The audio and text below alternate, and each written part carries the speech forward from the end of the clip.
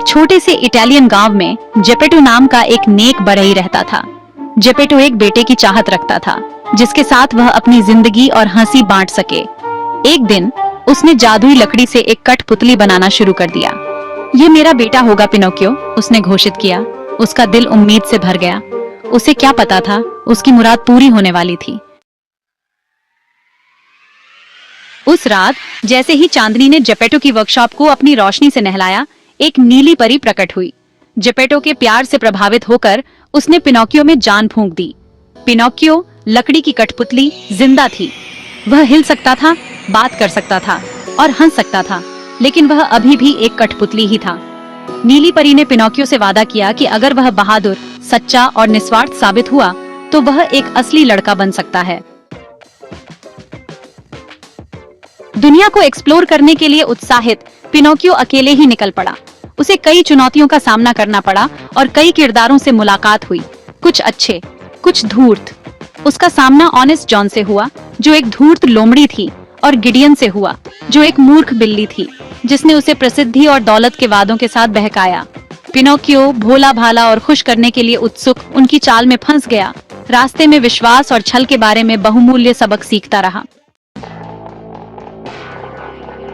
Pleasure island के आकर्षण से लुभाकर एक ऐसी जगह जहां कोई नियम या जिम्मेदारियां नहीं है, पिनोकियो खुद को एक फिसलन भरी ढलान पर पाता है। उसने मिठाइयों का आनंद लिया, पूरा दिन खेला और अपने कार्यों के परिणामों को अनदेखा किया।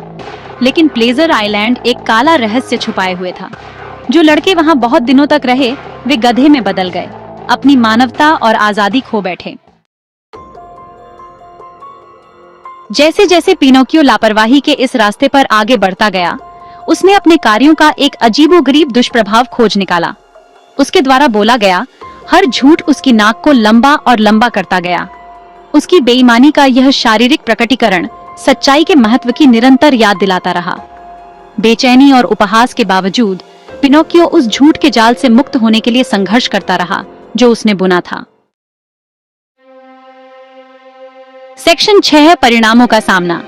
यह कहानी हमें सिखाती है कि हर क्रिया की प्रतिक्रिया होती है और हमें अपने कार्यों के परिणामों का सामना करना पड़ता है। पिनोकियो के कारनामों ने उसे अपनी गलतियों और उसके बाद होने वाले परिणामों का सामना करने के लिए प्रेरित किया। उसने महसूस किया कि उसकी हरकतें केवल उसके लिए ही नहीं, बल्कि उसके आसपास के लोगों के लिए भी महत्वपूर्ण हैं। उसे एहसास हुआ कि उसकी नाफरमानी और बेईमानी ने न केवल उसे नुकसान पहुंचाया है, बल्कि उसके प्यारे पिता जेपेटो को भी बहुत चिंतित किया है।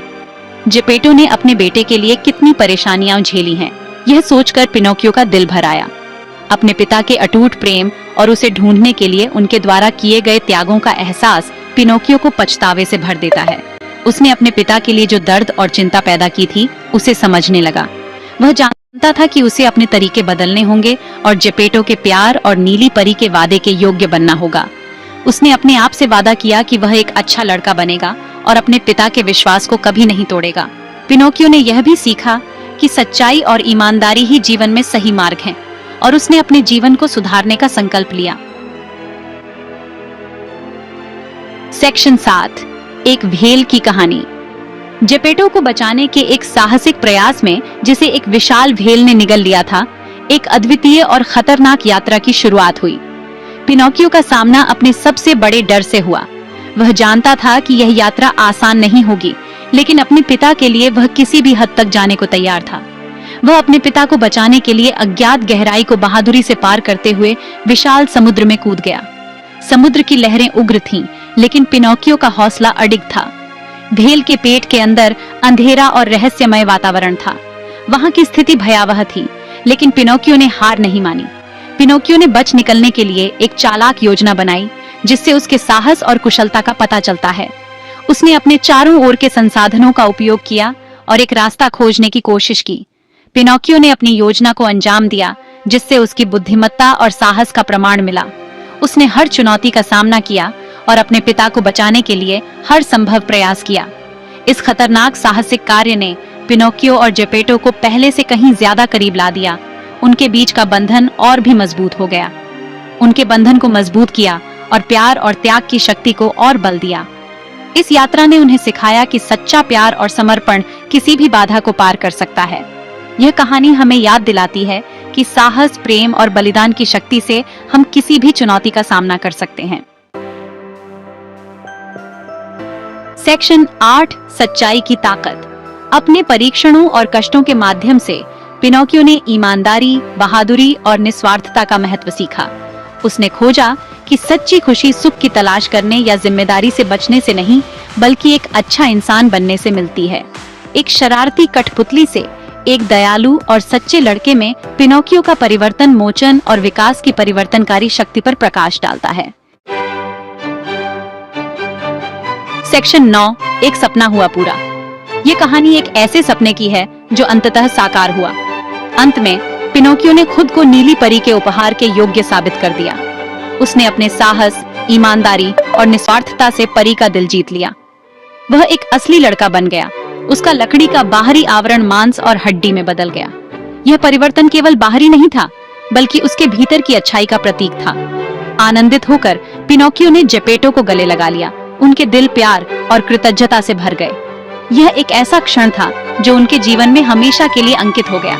पिनोकियो के सफर ने उसे सिखाया कि इंसान बनना शारीरिक रूप के बारे में नहीं, बल्कि हमारे द्वारा किए गए चुनाव और हमारे द्वारा साझा किए गए प्यार के बारे में है। उसने सीखा कि सच्ची मानवता हमारे कार्यों और हमारे दिल की गहराइयों में बसती है। उसकी कहानी प्रेरणा देती रहती है, हमें याद दिलाती है कि चाहे हम कितनी भी दूर भटक जाएं, मोचन और परिपूर्णता हमेशा हमारी पहुंच के भीतर होती है। पिनोकियो की यात्रा हमें यह भी सिखाती है कि सच्चे सपने वे होते हैं जो हमारे दिल की गहराइयों से आते हैं और जिनके लिए हम पूरी निष्ठा से प्रयास करते हैं। ये कहानी हमें यह भी बताती है कि हर कठिनाई के बाद एक नई सुबह होती है और हर संघर्ष के बाद एक नई शुरुआत।